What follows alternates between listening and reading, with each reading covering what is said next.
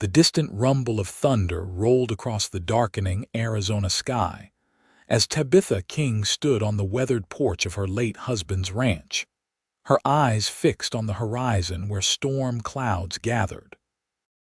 The year was 1876, and at 35 years of age, she felt every moment of those years weighing on her shoulders like the heavy bundle of debts her husband had left behind when typhoid fever took him 3 months prior.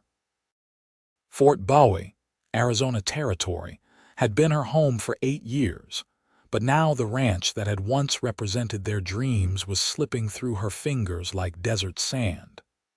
The bank had given her until the end of the month to settle her debts or face foreclosure. Her husband's poor investments and gambling habits had left her with little more than memories and regret. Tabitha brushed a strand of auburn hair from her face as the first drops of rain began to fall. Her skin, once fair and unblemished, now bore the marks of years spent under the harsh western sun. She had come west as a young bride, full of hope and ambition. Now she stood alone, her dreams as parched as the Arizona desert during drought. "Madam," a voice called from the yard. Tabitha turned to see a rider approaching through the rain, a tall figure astride a chestnut stallion. The stranger pulled his horse to a stop at the hitching post and dismounted with the fluid grace of a man accustomed to life in the saddle. "Are you Mrs. King?" he asked, removing his hat as he stepped onto the porch. Water dripped from his duster, forming puddles at his feet. "I am," she replied, studying him carefully. He was younger than she had first thought, perhaps early 30s, with sun-bronzed skin and eyes the color of a clear winter sky. His dark hair was damp from the rain, and a neatly trimmed beard framed a strong jaw. "Xavier Quinn," he said, extending a calloused hand. "I understand you're looking for a ranch hand."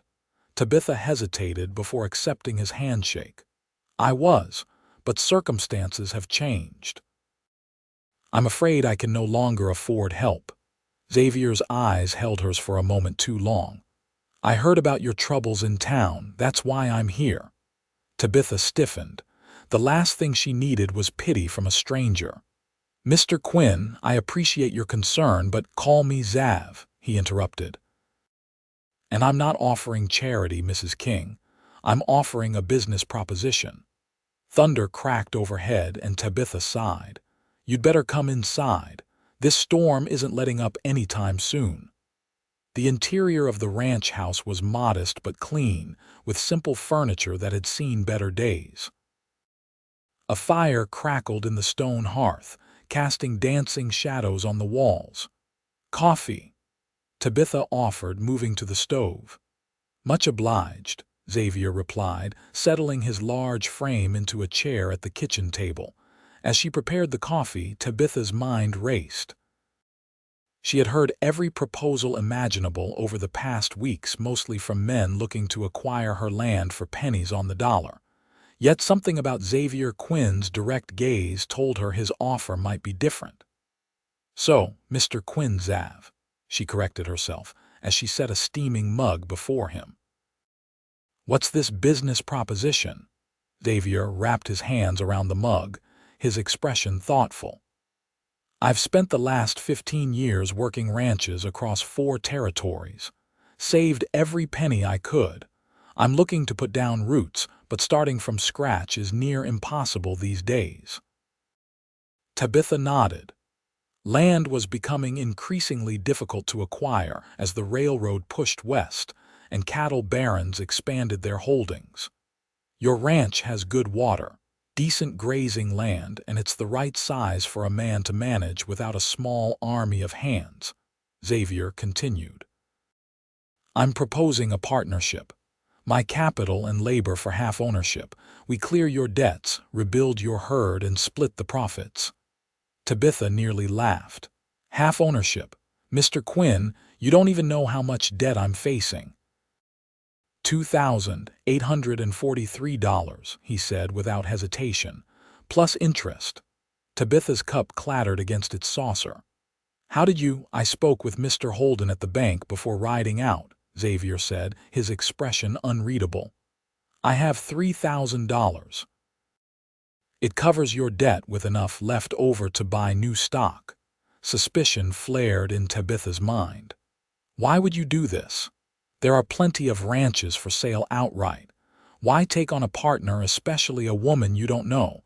Xavier's gaze didn't waver.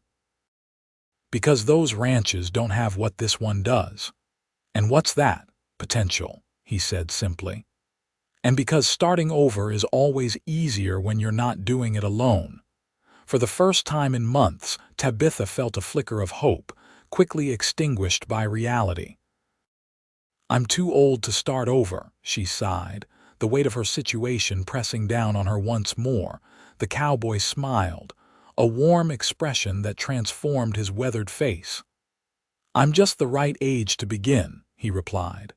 And so are you, Mrs. King. Tabitha, she corrected, surprising herself. If we're to be partners, you should call me Tabitha. Tabitha, he repeated, as if testing the sound of her name. Do we have an agreement? She studied him, searching for any sign of deception. Finding none, she nodded slowly. We have an agreement, Mr. Quinn. But I warn you, this won't be easy. Xavier's smile widened. Nothing worth doing ever is. The rain continued to fall outside, but inside the small ranch house, the first seeds of a new beginning had been planted. The next morning dawned clear and bright, the storm having washed the world clean. Tabitha rose early, as was her custom, only to find Xavier already in the yard, examining the corral fencing with a critical eye. It needs replacing, he said when he noticed her approach. The south section won't hold cattle. Tabitha nodded.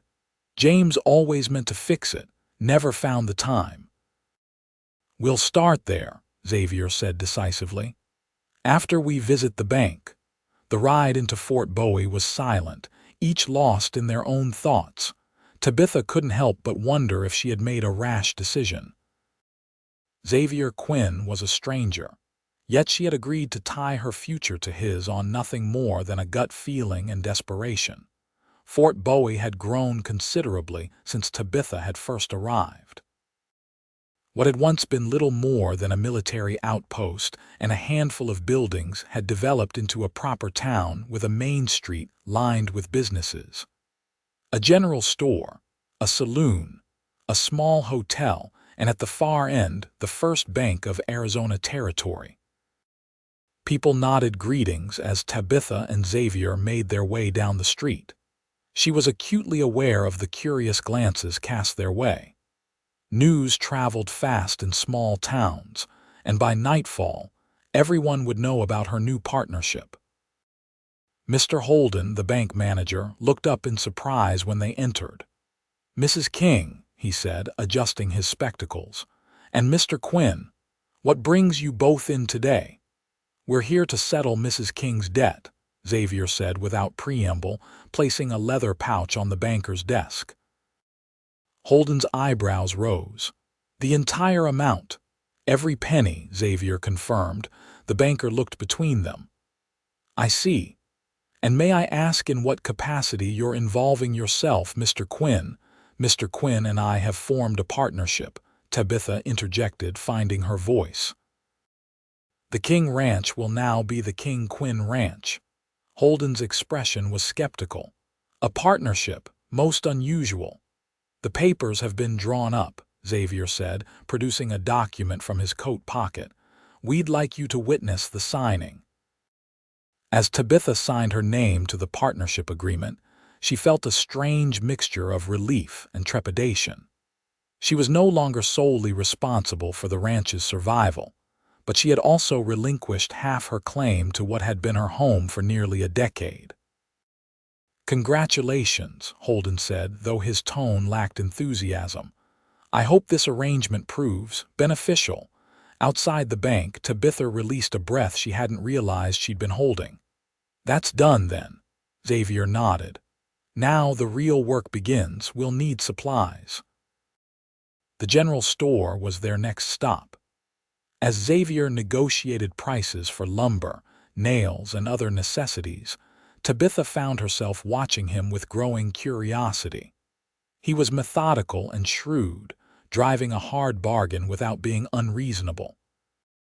"You seem to know what you're doing," she observed as they loaded their purchases into the wagon. Xavier's mouth quirked into a half-smile. "I've been doing this a long time. Started working cattle when I was 15. Where are you from originally?" she asked, realizing how little she knew about her new partner. "Texas," he replied. "Small town near San Antonio. Left when I was 18. Spent time in Kansas, Nebraska, Colorado before making my way to Arizona."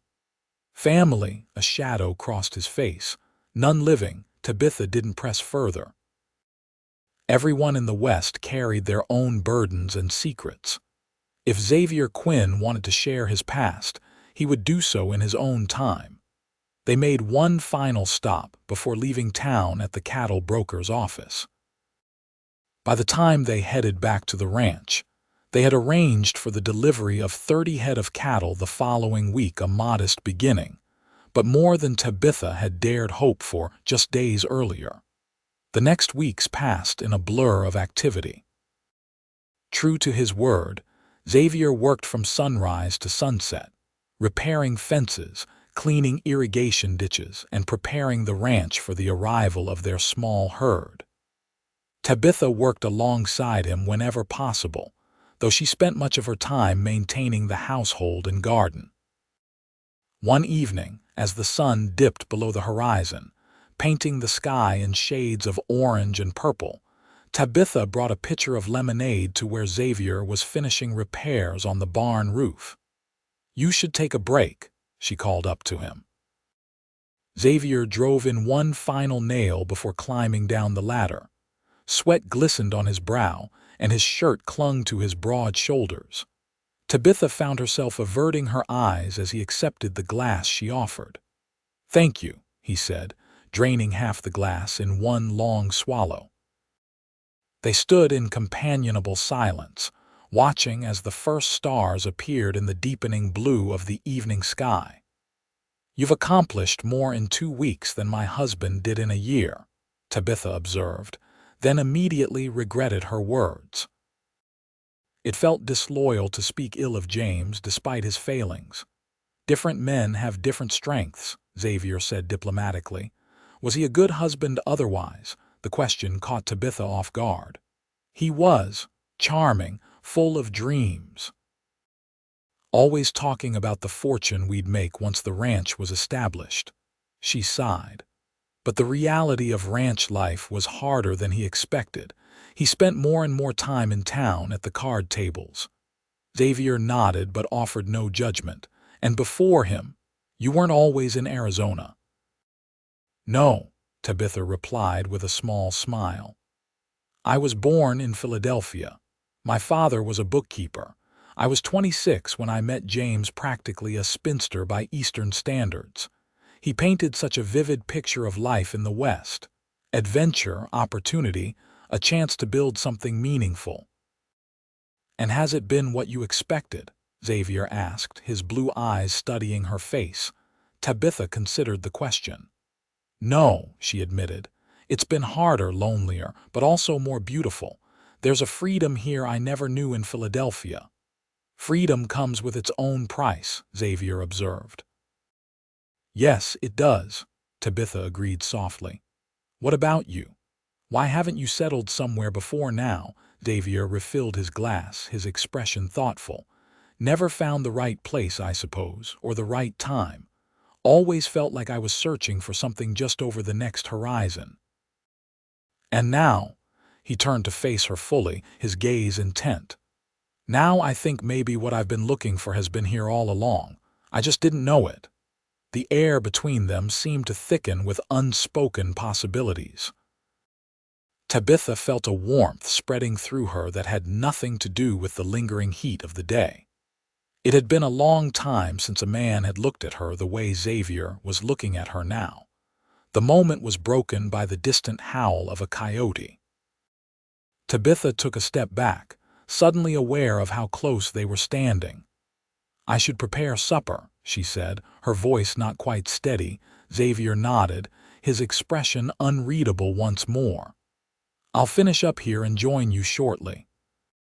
As Tabitha walked back to the house, she chided herself for her foolishness. Xavier Quinn was her business partner, nothing more.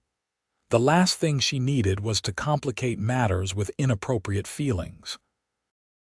Yet she couldn't deny the flutter in her chest when he smiled at her, or the way her pulse quickened when their hands accidentally touched. 35 was indeed too old for such schoolgirl fancies, she told herself firmly. But as she prepared their evening meal, Tabitha found herself humming a tune she hadn't thought of in years. The arrival of their cattle marked a turning point for the ranch. The small herd wasn't much compared to the vast operations of some of their neighbors, but to Tabitha, those 30 head represented hope. With proper care, their numbers would grow, and with them, the ranch's prospects. Xavier proved to be as skilled with livestock as he was with repairs. He had a natural way with the animals, seeming to understand their needs instinctively. Under his guidance, the herd settled into their new range with minimal fuss. "You have a gift," Tabitha remarked one afternoon as they returned from checking on a pregnant heifer. Xavier shrugged. "Just experience.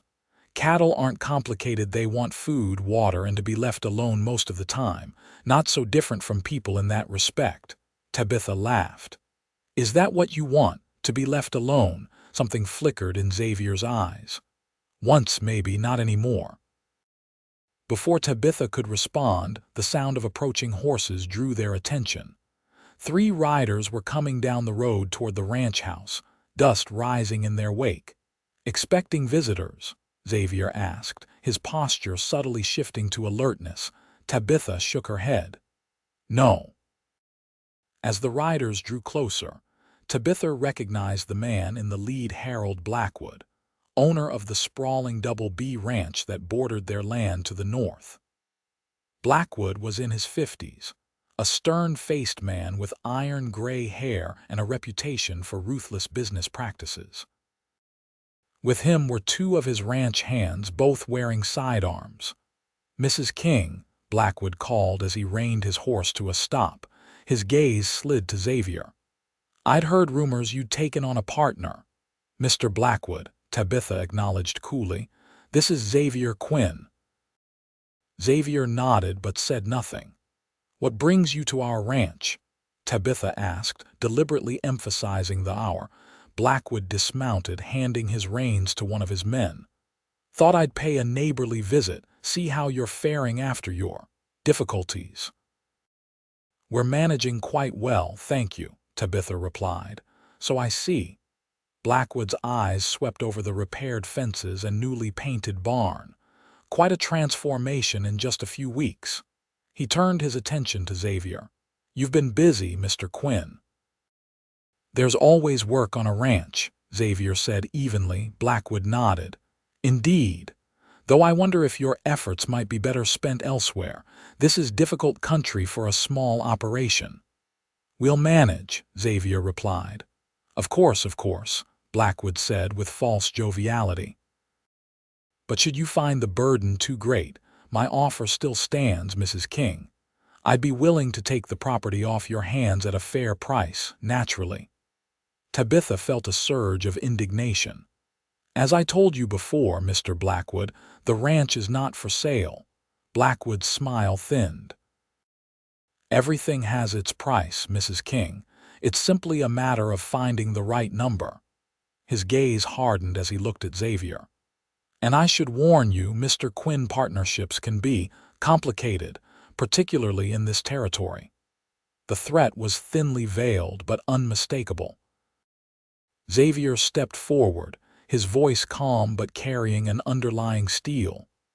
"I appreciate your concern, Mr. Blackwood, but Mrs. King and I have matters well in hand." The 2 men locked eyes, and for a moment Tabitha feared the tension might escalate. Then Blackwood laughed, breaking the standoff. "Well, I admire your optimism, if not your judgment," he said, remounting his horse. Remember my offer, Mrs. King. It won't remain open indefinitely." With that, Blackwood and his men rode away, leaving a cloud of dust and unease in their wake. "He's been trying to buy this land since James died," Tabitha explained once they were alone. "Started with condolences and ended with offers that grew less generous each time." Xavier's expression was grim. "Men like Blackwood don't take rejection well. We should be prepared for trouble." "You think he'd resort to violence?" Tabitha asked, alarmed. "Not directly," Xavier replied. "But there are ways to apply pressure without getting your hands dirty. Missing cattle, damaged property, accidents that aren't really accidents." Tabitha shivered despite the warm afternoon sun. "What should we do?" Xavier's eyes met hers. "We build something worth fighting for." Over the following weeks, Tabitha and Xavier fell into a comfortable rhythm. They rose with the sun, worked throughout the day, and spent their evenings planning for the ranch's future. Their conversations gradually moved beyond business matters to more personal topics, though Xavier remained reticent about certain aspects of his past. Tabitha found herself looking forward to their evening talks on the porch, when the day's work was done and a peaceful quiet settled over the land. Sometimes they would sit in companionable silence, watching the stars appear one by one in the vast Arizona sky. Other times, they would share stories, Tabitha of her childhood in Philadelphia, Xavier of his travels throughout the West. "Have you ever regretted coming here?" Xavier asked one such evening. Leaving civilization behind, Tabitha considered the question.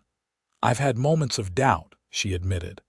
"Times when I missed the comforts of city life, theaters, libraries, society. But no, I don't regret it.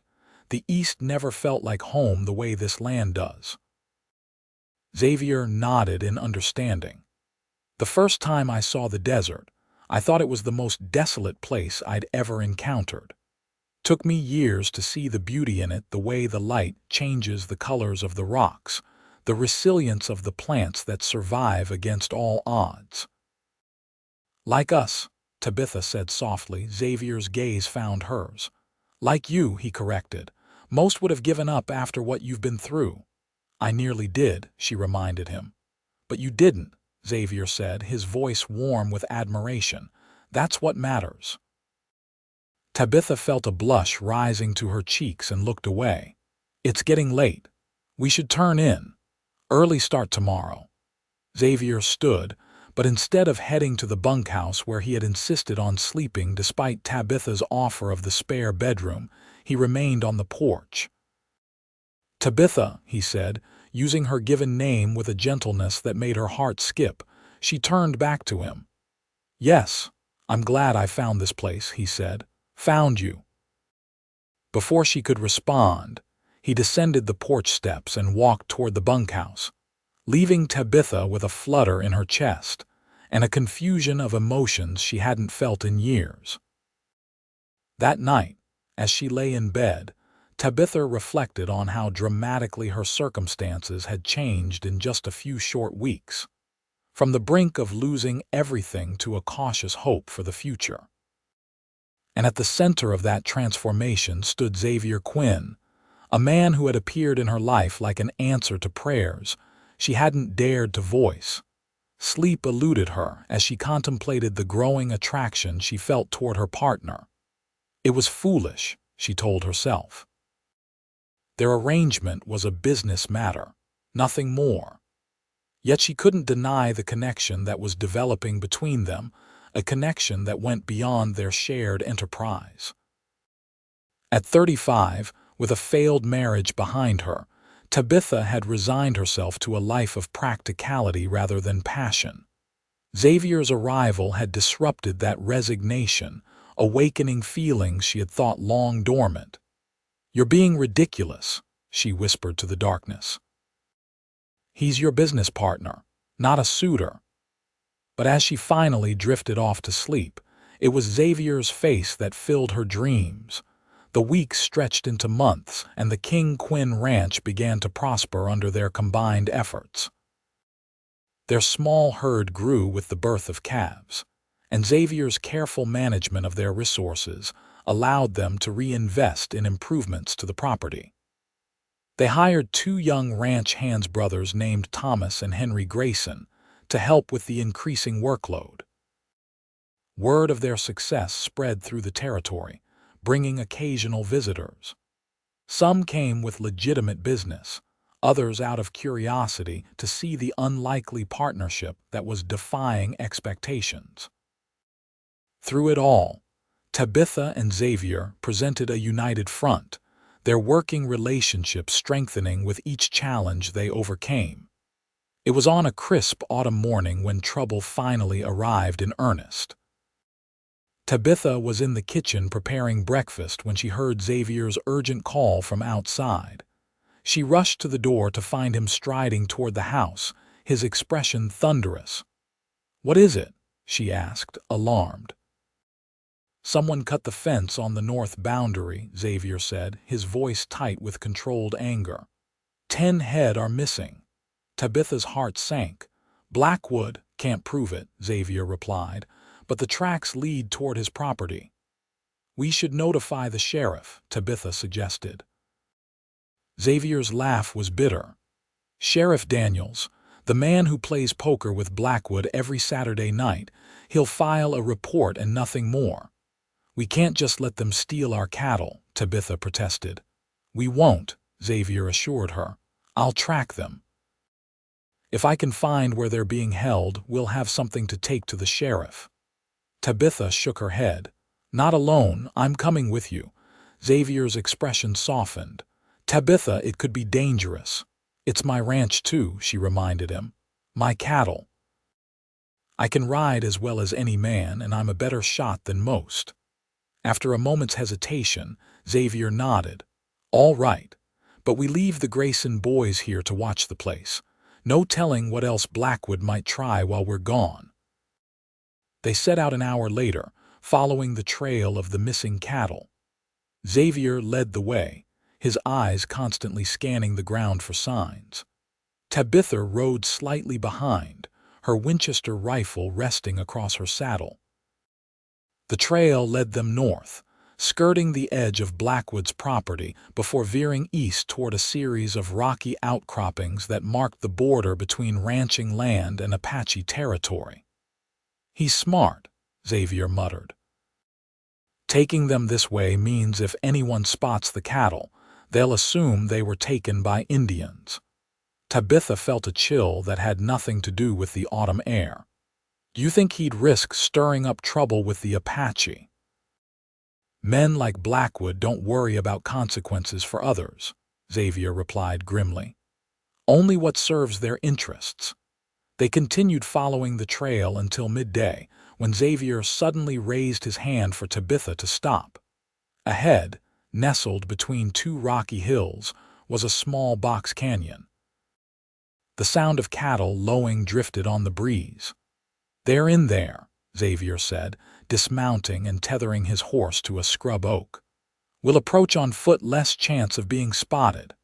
Tabitha followed suit, checking that her rifle was loaded before joining Xavier at the base of a rocky slope. They climbed carefully, using the scattered boulders for cover, until they reached a vantage point overlooking the canyon. Below them, in a natural corral formed by the canyon walls, were their missing cattle. 2 men stood guard, rifles at their sides, while a third tended a small cook fire. "Blackwood's men," Xavier confirmed in a whisper. "I recognize them from town." "What do we do?" Tabitha asked. Xavier studied the situation. "We're outnumbered and they're armed. We need to be smart about this." "We could wait until dark," Tabitha suggested. "Try to drive the cattle out while they're sleeping." Xavier shook his head.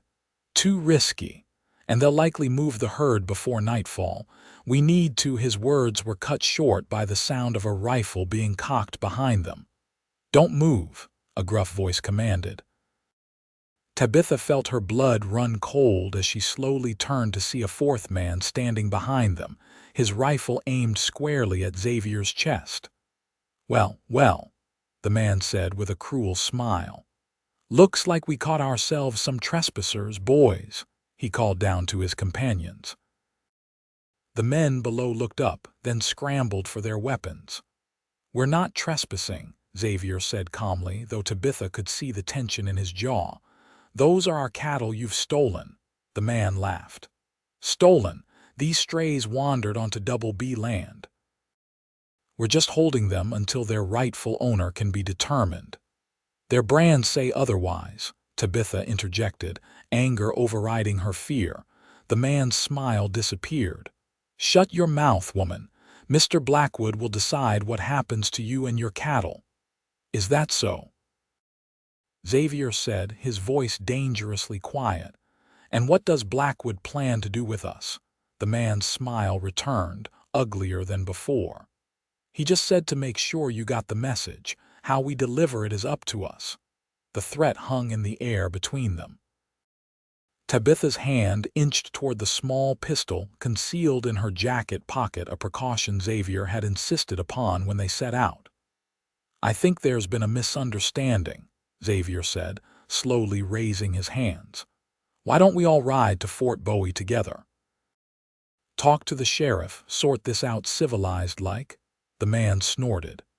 "Nice try, but Mr. Blackwood pays better than the law. Now both of you hands where I can see them." As Tabitha began to raise her hands, Xavier suddenly lunged sideways, knocking her to the ground as a gunshot cracked through the air.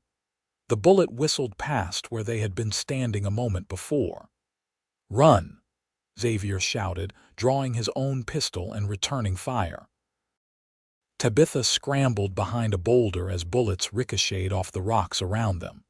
Her heart pounded in her ears, drowning out everything except the thunderous exchange of gunfire. Through the chaos, she saw Xavier moving from cover to cover, drawing the men's fire away from her position. Taking a deep breath, Tabitha pulled out her pistol and fired at one of the men who had climbed up from the canyon. Her shot went wide, but it was enough to make him dive for cover, buying Xavier precious seconds to change position. The gunfight seemed to stretch for an eternity, though it likely lasted less than a minute. When the shooting finally stopped, an eerie silence fell over the canyon. Tabitha remained frozen behind her boulder, straining to hear any sound of movement. "Tabitha," Xavier's voice called softly. "Here," she responded, her voice shaking slightly. "Are you hurt?" "No, stay down." Cautiously, Tabitha peered around the edge of her boulder. Xavier was crouched nearby, his pistol still drawn. Below, two of Blackwood's men lay motionless on the canyon floor. The third was nowhere to be seen. "Where's the fourth?" she whispered. "Ran off," Xavier replied grimly. "Which means we need to move quickly. He'll bring reinforcements." Tabitha felt ill at the sight of the fallen men. "Did you?" "One's dead," Xavier confirmed, his expression somber. "The other's wounded." "I need to check on him." They made their way carefully down to the canyon floor. The wounded man was clutching his shoulder, blood seeping between his fingers. His face was pale with shock and pain. Xavier knelt beside him, checking the wound. "You'll live," he said shortly, "but you need a doctor." The man glared up at them. "Blackwood will kill you for this," he spat. "You fired first," Xavier reminded him, "and cattle rustling is a hanging offense in this territory." While Xavier bound the man's wound, Tabitha examined their cattle. The animals were unharmed, though agitated from the gunfire. "We need to get them back to the ranch," she said, turning to Xavier, "and then decide what to do about Blackwood." Xavier nodded, helping the wounded man to his feet. "We'll take him with us. He can ride double with me." "And the other man?" Tabitha asked, unable to look at the still form lying in the dust. "We'll notify the sheriff," Xavier said. "There's nothing more we can do for him now." The journey back to the ranch was tense, with Tabitha constantly scanning their surroundings for signs of pursuit. The wounded man, who had identified himself only as Johnson, Rhodes, slumped against Xavier, occasionally muttering threats or curses. When they finally arrived at the ranch, the Grayson brothers rushed out to meet them, their expressions changing from relief to alarm at the sight of their bloodied passenger. "Thomas, ride to town and fetch the doctor," Xavier instructed. "And the sheriff, though I doubt he'll do much. Henry, help me get Johnson into the bunkhouse." As the men dealt with their unwilling guest, Tabitha herded the recovered cattle into the corral. Her hands trembled as she worked, the events of the day catching up with her. She had seen men die before disease and accidents claimed lives regularly in the West, but never violent death. Never because of her. When the cattle were secured, she made her way back to the house, bone-weary and troubled. Xavier found her there, sitting at the kitchen table, a cold cup of coffee between her hands. "Johnson's resting," he reported, taking a seat across from her. "Lost some blood, but the bullet went clean through. He'll survive." Tabitha nodded, unable to meet his eyes. "And the other man?" "I sent the Grayson boy to notify the sheriff about Mitchell's body," Xavier said. "They'll likely bring it in tomorrow." "Mitchell," Tabitha repeated softly. "He had a name." "He made his choice when he threw in with Blackwood," Xavier said, though his voice held no satisfaction. "When he aimed his gun at us." "I know," Tabitha whispered. I never wanted this, any of it." Xavier reached across the table, covering her hand with his own. "This isn't on you, Tabitha, or on me. Blackwood set this in motion, not us." Tabitha finally looked up, meeting Xavier's steady gaze. "What happens now?" "Now Blackwood will either back down or escalate," Xavier said honestly.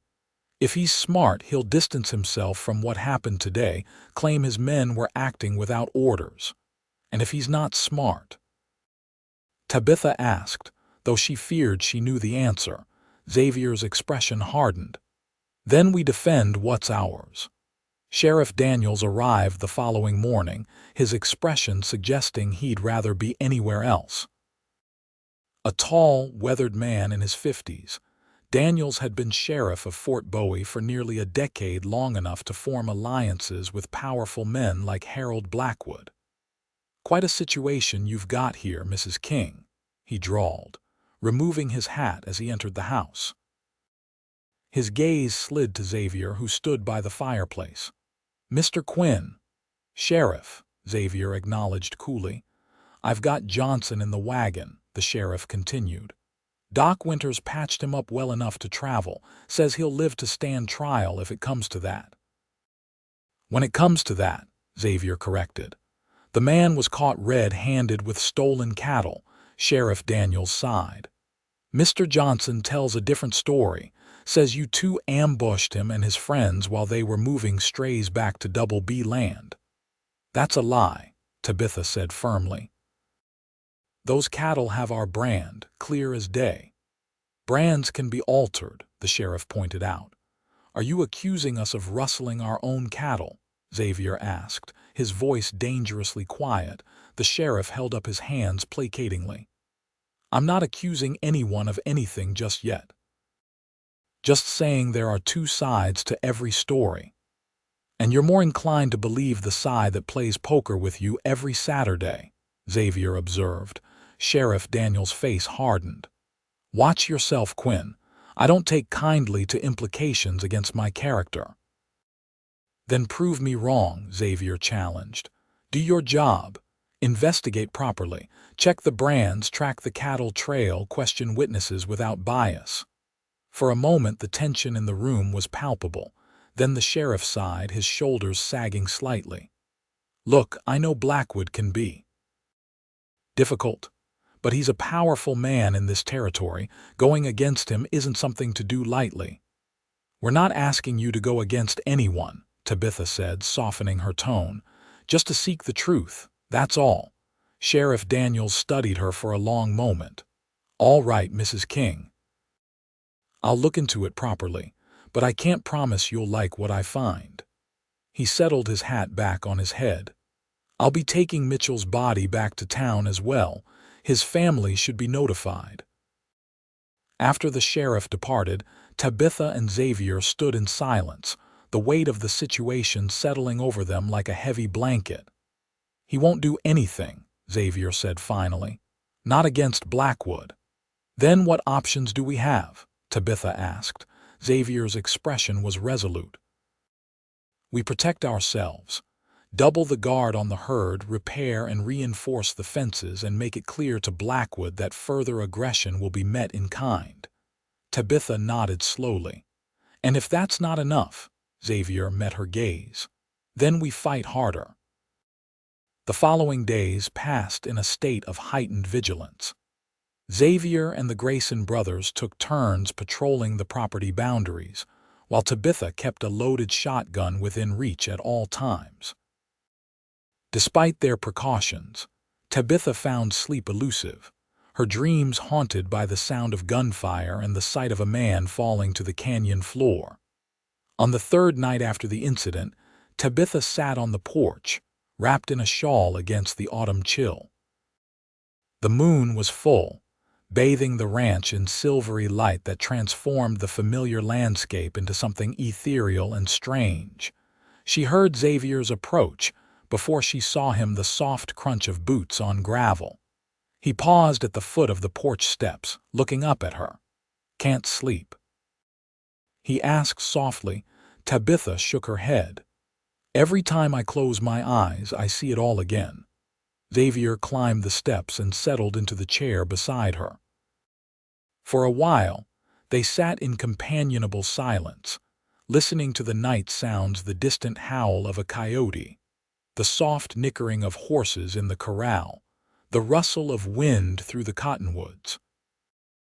"I was 17 the first time I killed a man," Xavier said suddenly, his voice so quiet Tabitha had to lean closer to hear him.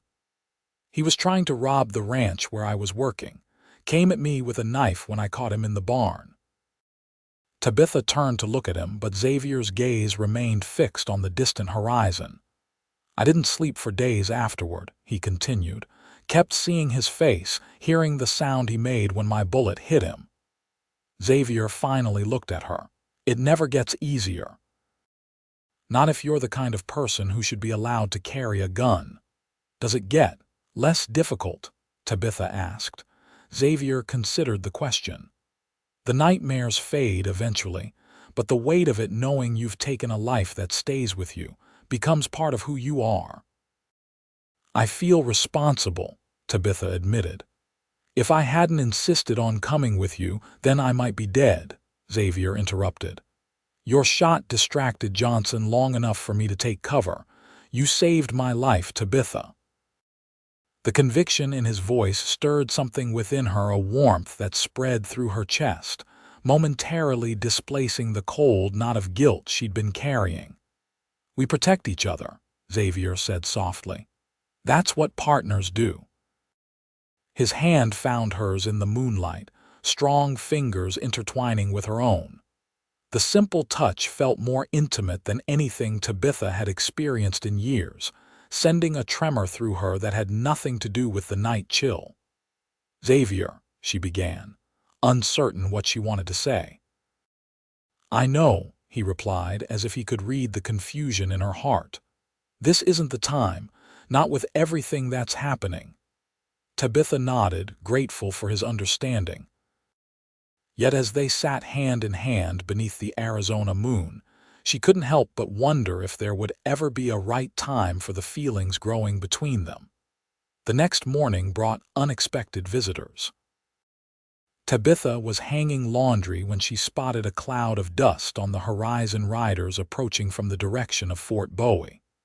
As they drew closer, she recognized Sheriff Daniels at the head of a group of 6 men, including Harold Blackwood himself.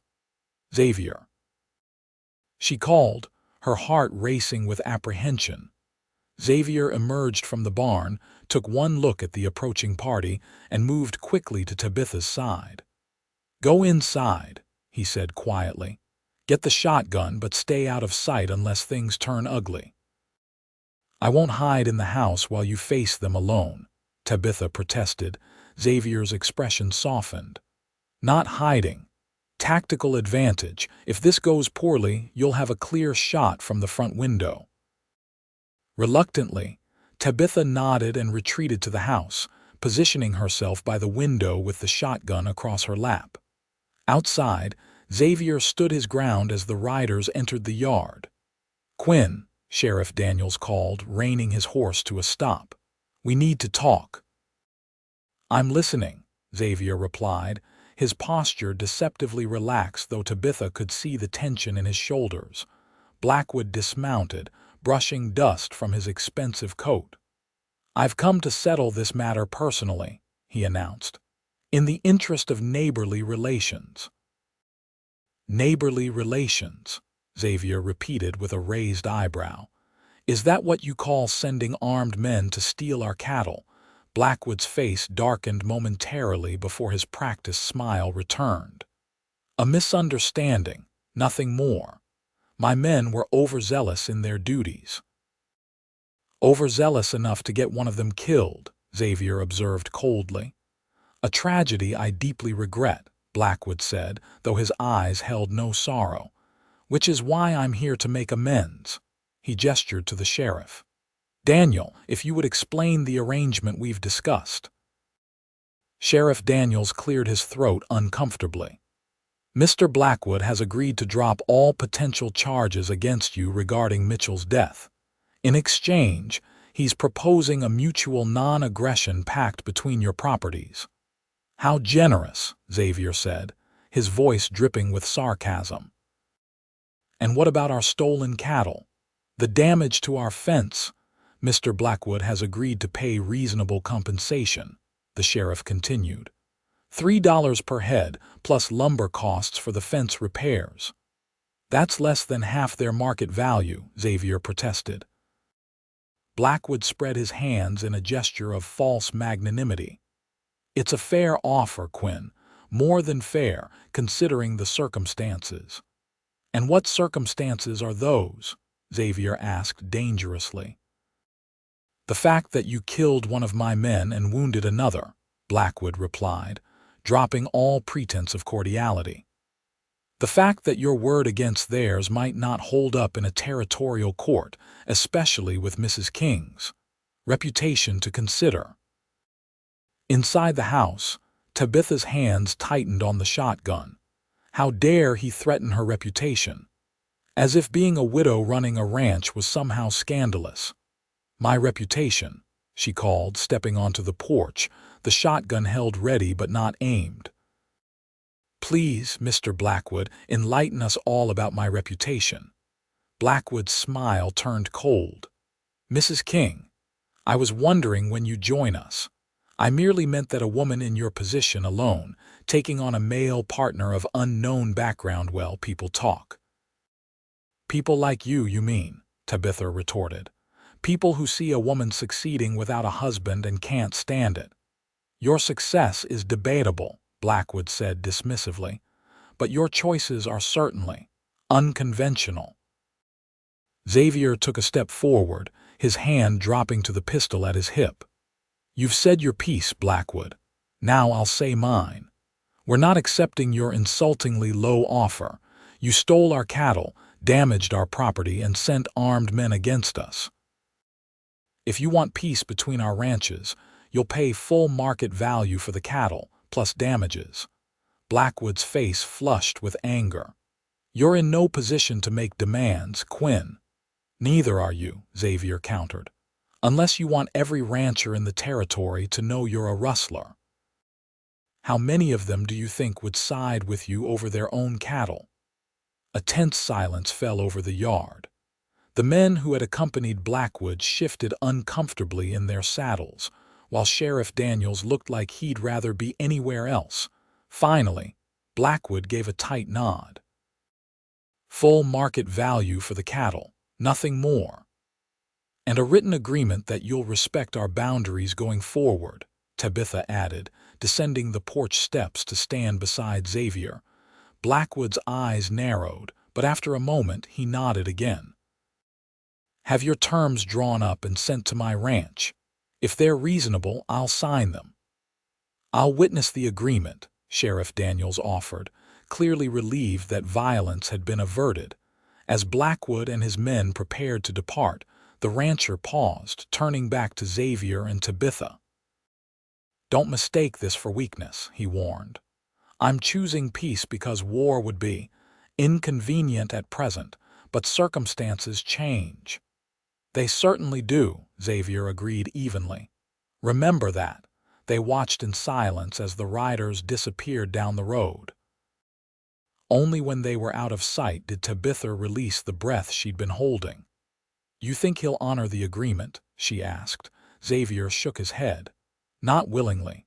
But he'll calculate the cost of breaking it against the benefit. For now, he'll leave us alone." "For now," Tabitha echoed, the words leaving a bitter taste in her mouth. That evening, after supper, Xavier and Tabitha sat at the kitchen table drafting their agreement with Blackwood. The document was simple but thorough, outlining property boundaries, compensation for the stolen cattle, and penalties for future transgressions. "Will this actually protect us?" Tabitha asked as Xavier signed his name beside hers. "It's not the paper that will protect us," Xavier replied. "It's the knowledge that we're willing to fight for what's ours. Blackwood respects strength, nothing more." Tabitha studied Xavier's profile in the lamplight, the strong line of his jaw, the quiet determination in his eyes. In the month since he had arrived at her door, she had come to depend on him not just as a business partner, but as a friend and confidant. And somewhere along the way, her feelings had deepened into something she wasn't ready to name. "Thank you," she said softly, "for everything you've done. I would have lost the ranch without you." Xavier turned to her, his expression softening. "You give me too much credit. You were surviving before I came along." "Surviving, yes," Tabitha agreed, "but not living, not really." Something shifted in Xavier's gaze, a warmth, an intensity that made Tabitha's heart beat faster. Slowly, as if giving her time to withdraw, he reached across the table and took her hand in his. "Tabitha," he said, his voice low and earnest, "there's something I need to tell you. Something I should have said when we first met." A flicker of unease passed through her. "What is it?" Xavier took a deep breath. "I didn't come to your ranch by chance. I sought you out deliberately." Tabitha withdrew her hand, confusion and the first stirrings of betrayal rising within her. "What do you mean?" "I knew your husband," Xavier explained, his eyes never leaving hers. "Not well, but we crossed paths several times in Fort Bowie. I was there the night he lost your ranch in a poker game." "What?" Tabitha whispered, shock washing over her like ice water. "James gambled away the ranch. He told me he'd taken out loans for cattle that died in the drought." Xavier nodded grimly. "The loans were real, but they went to cover his gambling debts. That night he wagered the deed to your ranch against a man named Samuels. Lost everything." Tabitha felt as though the floor had dropped away beneath her. All those months of struggling, of blaming the drought and bad luck for their financial troubles, all the while, James had been gambling away their future. If James lost the ranch, how is it still mine? She asked, trying to make sense of Xavier's revelation. "Because I was there," Xavier said. "I saw how Samuel's cheated marked cards slipped from the bottom of the deck. When I called him on it, a fight broke out. In the confusion, I took back the deed." His expression turned apologetic. "I should have brought it to you immediately, but I didn't know you then. And your husband, he begged me not to tell you, said he'd make things right." "But he never did," Tabitha said bitterly. "No," Xavier agreed. "I left town after that, rode up to Colorado for a job I'd been offered. When I returned months later, I learned James had died, and you were in danger of losing the ranch anyway to the bank this time. So you came to help," Tabitha said slowly, putting the pieces together. "Out of what? Guilt? Pity?" Xavier flinched at her tone. "At first, perhaps. I felt responsible in a way. If I'd brought the deed directly to you, if I hadn't listened to James's promises. You might have saved me months of grief," Tabitha said, anger rising within her. Why wait until I was nearly ruined? I didn't know how bad things were until I returned, Xavier said, his voice tinged with regret. And I didn't know you. Didn't know if you were complicit in your husband's gambling, if you'd welcome my interference. So instead, you inserted yourself into my life under false pretenses, Tabitha accused. Made me believe you were just a passing cowboy looking for an opportunity. Xavier shook his head. Not false pretenses. I did want the opportunity, wanted to build something here with you. The circumstances of how I came to your door may not have been what I led you to believe, but everything since then has been genuine. Tabitha stood abruptly, needing distance between them. How can I know that? How can I trust anything you've said when you've been hiding this all along? Because despite my mistakes, I've never lied about what matters, Xavier said, rising to face her. I've never lied about my commitment to this ranch or about my feelings for you. His words hung in the air between them, the first acknowledgement of the unspoken attraction that had been growing for months. I need time, Tabitha said finally, her voice unsteady. Time to think, to process all this. Xavier nodded, accepting her decision. I understand. For what it's worth, I am sorry for not telling you sooner. I wanted to many times, but I feared losing, whatever this is between us. I don't know what this is between us, Tabitha admitted, and now I'm not sure I want to find out. Pain flashed across Xavier's face, but he made no move to stop her as she turned and walked away. That night, Tabitha lay awake, her mind churning with conflicting emotions. Anger at James for his betrayal, at Xavier for his deception, and at herself for being blind to both. Yet beneath the anger was a deeper current of gratitude for, if Xavier hadn't intervened, she would have lost the ranch long ago. And deeper still was the undeniable truth that her feelings for Xavier had grown into something far more significant than partnership or friendship. Something that both terrified and exhilarated her. I'm too old for this, she whispered into the darkness. Too old for secrets and lies and heartbreak. But as dawn broke over the eastern horizon, painting the sky in shades of pink and gold, Tabitha found herself no closer to resolving the tumult in her heart. The following days passed in strained silence. Xavier continued his work on the ranch, respecting Tabitha's request for space, though she caught him watching her sometimes with an expression of such longing it made her chest ache. A week after Xavier's confession, Tabitha rode into Fort Bowie alone. She needed perspective, a chance to think away from the ranch and the constant reminder of Xavier's presence. The town was busier than usual, with a cattle drive having passed through the previous day. The saloon was doing brisk business, and several unfamiliar faces milled about the street. Tabitha tied her horse outside the general store and went inside, nodding greetings to Mrs. Peterson behind the counter. Tabitha King, as I live and breathe, Mrs. Peterson exclaimed. Haven't seen you in town for an age. How are things out at your place? Improving, Tabitha replied with a small smile. We've had our challenges, but the ranch is doing well. Mrs. Peterson raised an eyebrow. That handsome partner of yours still around then? The tall fellow with the blue eyes. Tabitha felt a flush creeping up her neck. Mr. Quinn is still my business partner, yes. Mrs. Peterson's knowing smile suggested she suspected there was more to the story. Business only. Shame. Man like that doesn't come along every day. It's complicated, Tabitha said, hoping to end the conversation. Do you have any coffee? We're running low. As Mrs. Peterson gathered Tabitha's purchases, the bell over the door jingled, announcing another customer. Tabitha turned to see a smartly dressed woman enter someone she didn't recognize from town. Good morning, the woman said with a polite nod. She was perhaps 40, with carefully styled dark hair and clothing that spoke of Eastern wealth. "Morning," Tabitha replied. "You're new to Fort Bowie," the woman smiled. "Just passing through. My husband has business with the bank." She extended a gloved hand. "Eleanor Samuels." Tabitha froze, the name striking a chord of recognition. "Samuels?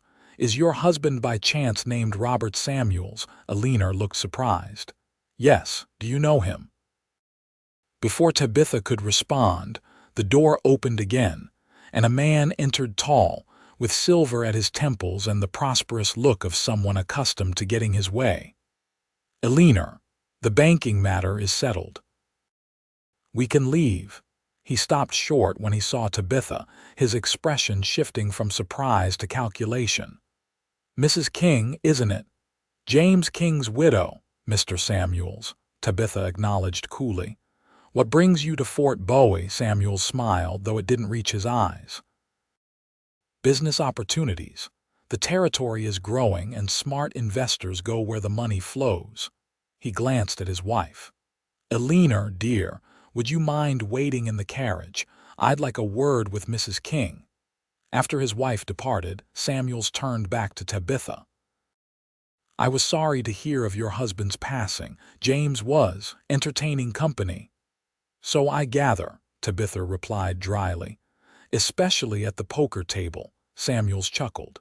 He did enjoy the game, though luck wasn't often on his side. "Nor was honesty on yours, from what I hear," Tabitha said boldly. Samuel's smile vanished. "Careful, Mrs. King. Accusations of cheating are serious matters." "So is defrauding a man of his property," Tabitha countered. "I know what happened that night, Mr. Samuels. I know about the marked cards, the deed to my ranch, and how a man named Xavier Quinn intervened." Samuel's eyes narrowed. "Quinn," he repeated. "So that's where he ended up. Interesting." He studied her for a moment. "Has he told you everything, I wonder? About his past, about why he was in that saloon that night?" "What do you mean?"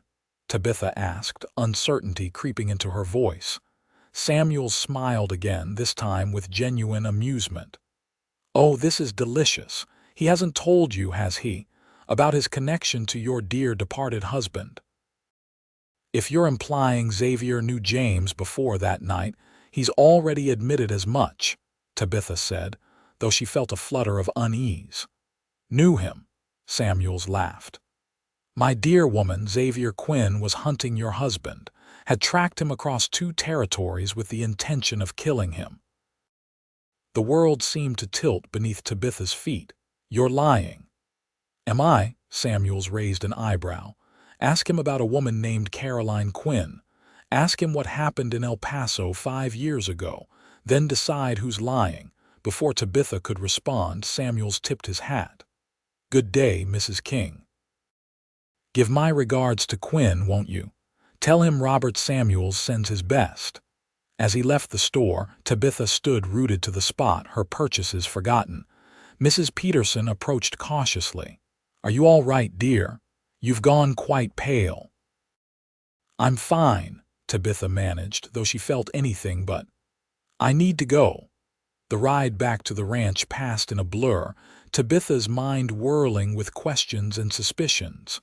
Caroline Quinn, a relative, a wife. And what had happened in El Paso that would drive Xavier to track James with murderous intent?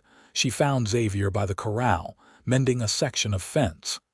He looked up as she approached, his expression brightening then dimming as he read the storm on her face.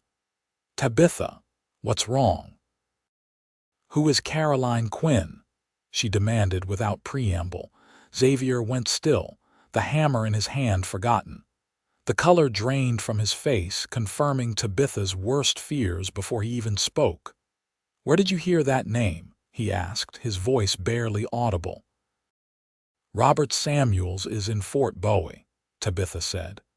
"He seemed quite interested to learn you were here, suggested I ask you about Caroline, and about why you were really tracking my husband before that poker game." Xavier closed his eyes briefly, as if in pain. When he opened them, they held a sorrow so deep it took Tabitha's breath away. "Caroline was my sister," he said quietly. Whatever Tabitha had been expecting, it wasn't this. "Your sister," Xavier nodded, setting down the hammer and wiping his hands on his trousers. "Can we talk somewhere private? This isn't a conversation I want to have in the open." They walked to a grove of cottonwoods near the creek that ran along the eastern edge of the property. It was a peaceful spot, one Tabitha often visited when she needed solitude. Now it would be the setting for revelations she both dreaded and needed to hear. "Caroline was my younger sister," Xavier began, leaning against a tree trunk. "Our parents died when we were young, father in the war, mother from consumption shortly after. I raised Caroline as best I could. She was smart, determined, had dreams of being a schoolteacher." Tabitha remained silent, watching the play of emotions across Xavier's face as he spoke. "When she was 20, she met a charming man passing through our town in Texas, James King." The name hit Tabitha like a physical blow, though she had suspected this connection since speaking with Samuels.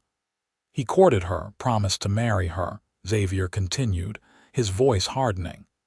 "When she discovered she was with child, he agreed to a hasty wedding. But the night before the ceremony, he disappeared along with most of our savings." "Oh, Xavier," Tabitha whispered, imagining the devastation that betrayal must have caused. "I tried to find him," Xavier said, his eyes distant with memory. "But James was good at disappearing. Caroline."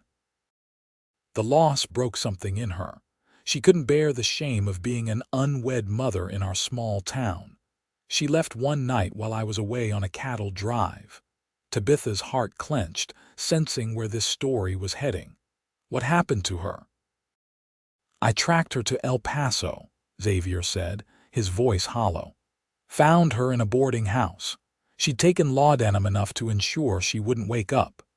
There was a letter explaining she couldn't face the future, couldn't bear to bring a child into the world under such circumstances." Tears welled in Tabitha's eyes.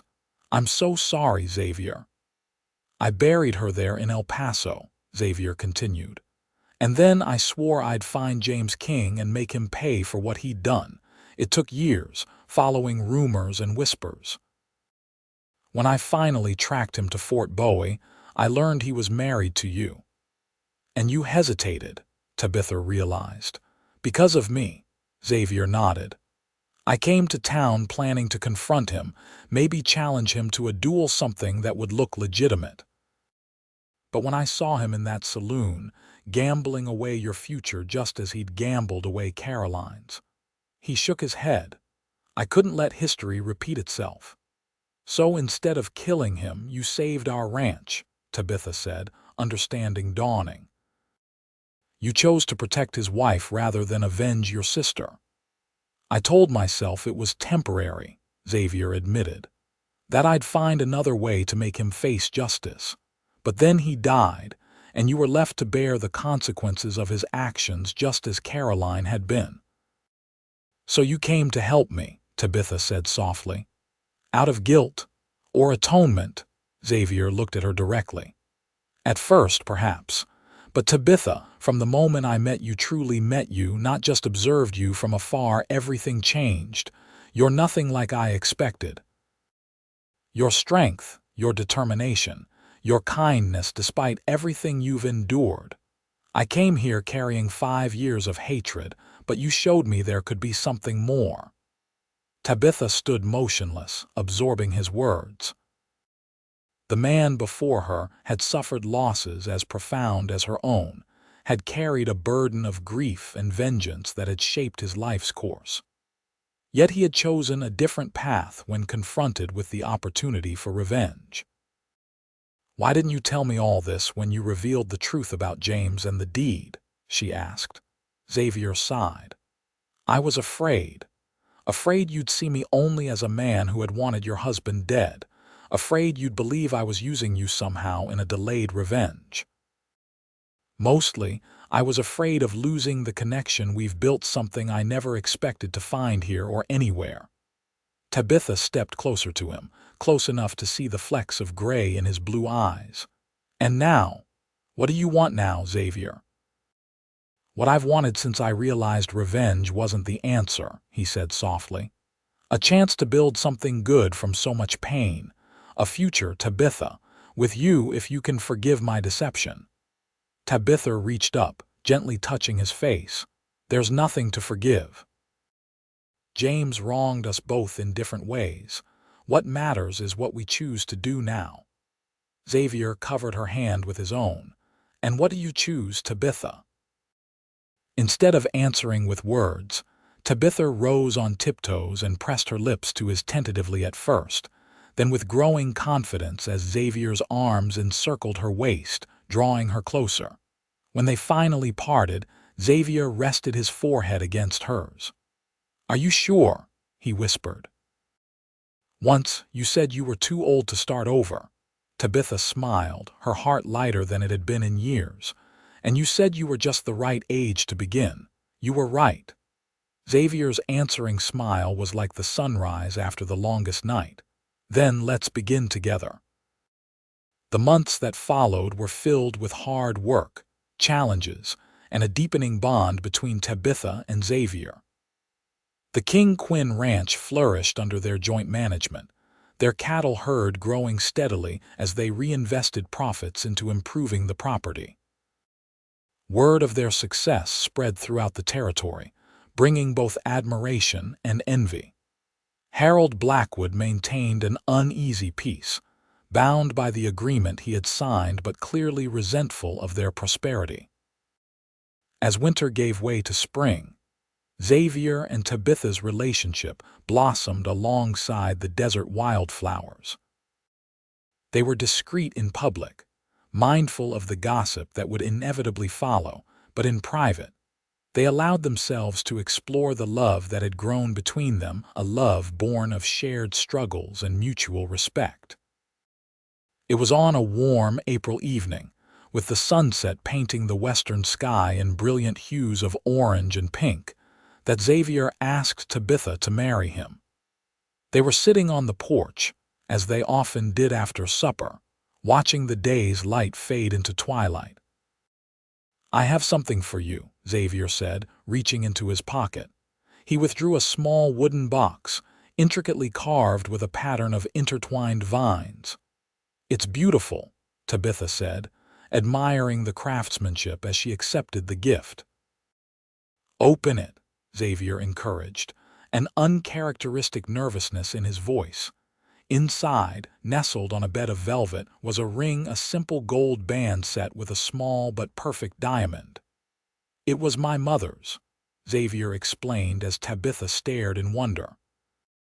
"The one thing of value I kept through all my wanderings. Caroline would have had it, but—" He trailed off, then took a deep breath. "Tabitha King, I love you. Will you marry me?" Tears welled in Tabitha's eyes. "Yes," she whispered. "Yes, Xavier." The wedding took place in June 1877, a simple ceremony in the Fort Bowie Church with only a handful of guests, the Grayson brothers, Mrs. Peterson from the general store, and a few neighboring ranchers who had become friends. Tabitha wore a new dress of pale blue silk, an extravagance she had initially resisted, until Xavier insisted that if a bride couldn't splurge on her wedding day, when could she? Sheriff Daniels surprised them by attending, offering gruff congratulations and a wedding gift of a fine Winchester rifle for protection. He said with a meaningful glance that suggested he knew more about the tensions with Blackwood than he let on. As they exchanged vows, Tabitha marveled at the journey that had brought them to this moment. From despair to hope, from suspicion to trust, from partnership to love. At 36, she had found a happiness she had never expected to experience again, or perhaps had never truly known before. The reception was held at the ranch, with tables set up in the yard beneath strings of lanterns. As twilight fell, Xavier led Tabitha in their first dance as husband and wife, their guests clapping in time to the music provided by a fiddler from town. "Happy," Xavier murmured, his lips close to her ear as they swayed together. "More than I ever thought possible," Tabitha replied, nestling closer in his embrace. Later that night, as they stood alone on the porch of what was now truly their home, Xavier took her hands in his. "You know," he said thoughtfully, "when I first came here I was looking for an ending closure for my sister's story. Instead, I found a beginning." Tabitha smiled up at him. "We both did, proof that it's never too late to start again." "Never," Xavier agreed, kissing her beneath the canopy of stars that stretched endlessly above their Arizona home. In the years that followed, the King Quinn ranch grew and prospered. Xavier and Tabitha's partnership, both in business and in marriage, became a source of admiration throughout the territory. They were known for their fair dealings, their generosity during hard times, and their unwavering support of each other. The birth of their son, James Xavier Quinn, in the spring of 1878 brought a joy neither had dared hope for. Named in part for the man whose actions had inadvertently brought them together, the boy grew strong and healthy, with his father's blue eyes and his mother's determined spirit. A daughter, Caroline Tabitha, followed 2 years later, a beautiful child whose arrival helped heal old wounds and complete their family circle. Xavier often said that in Caroline's smile he could see echoes of his sister's, a connection across time that brought comfort rather than pain. Harold Blackwood eventually sold his ranch and moved east, defeated not by confrontation but by the steady success of the King Quinn operation and his own mounting debts. The Double B was purchased by a cattle company from Texas, whose manager proved to be a far more reasonable neighbor. As for Robert Samuels, he made one final appearance in their lives, arriving at the ranch unannounced a year after their wedding, ostensibly to propose a business venture, but clearly hoping to sow discord. He found instead a united couple whose love and trust couldn't be shaken by old grievances or new temptations. He departed empty-handed, never to return to Fort Bowie. On the 10th anniversary of their partnership, and the 8th of their marriage, Tabitha and Xavier stood together on their porch, watching their children play in the yard while the setting sun gilded the landscape in gold. "You ever regret it?" Tabitha asked, her head resting against Xavier's shoulder. "Coming here, taking a chance on a struggling ranch and a widow with too much pride." Xavier's arm tightened around her waist. "Not for a single moment," he replied. "Best decision I ever made."